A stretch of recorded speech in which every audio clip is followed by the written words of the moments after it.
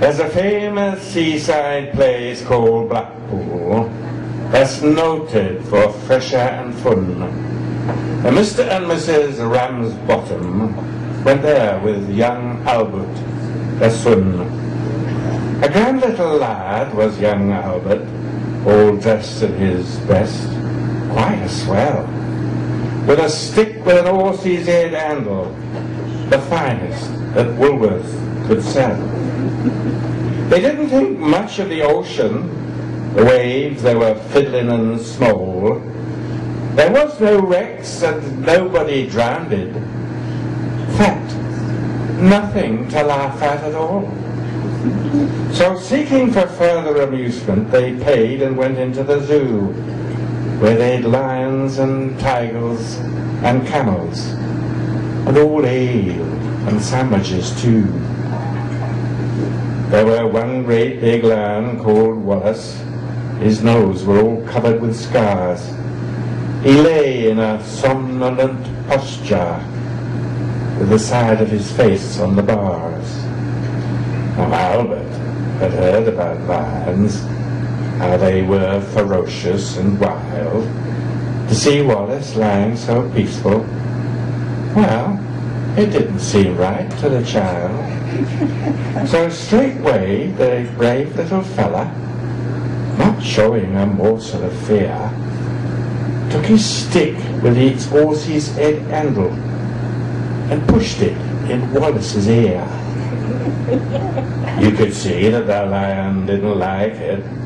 By giving a kind of a roll, he pulled Albert inside the cage with him and swallowed the little lad whole.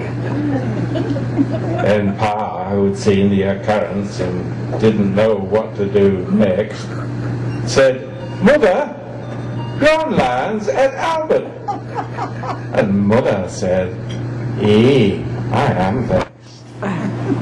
Then Mr. and Mrs. Ramsbottom, quite rightly when all said and done, complained to the animal keeper that the lion had eaten their son. The keeper was quite nice about it.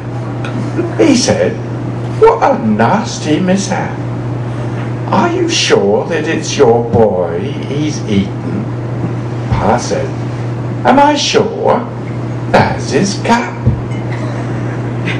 The manager had to be sent for. He came and said, "What's to do?" Pa said, "Yon lion's at Albert, and him in his Sunday clothes too."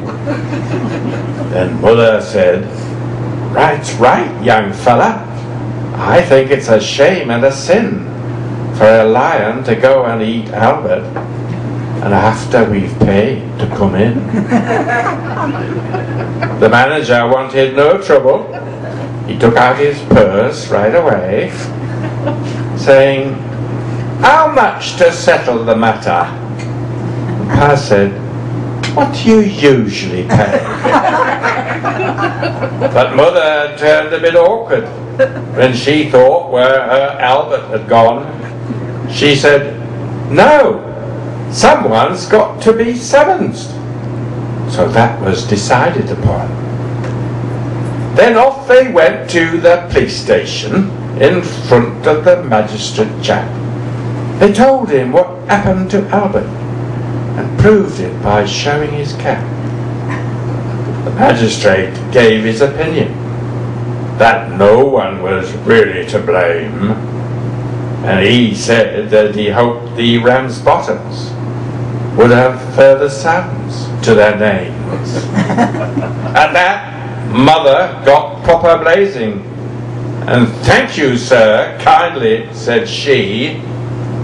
"What, waste all our lives raising children to feed bloody lions? Not me!"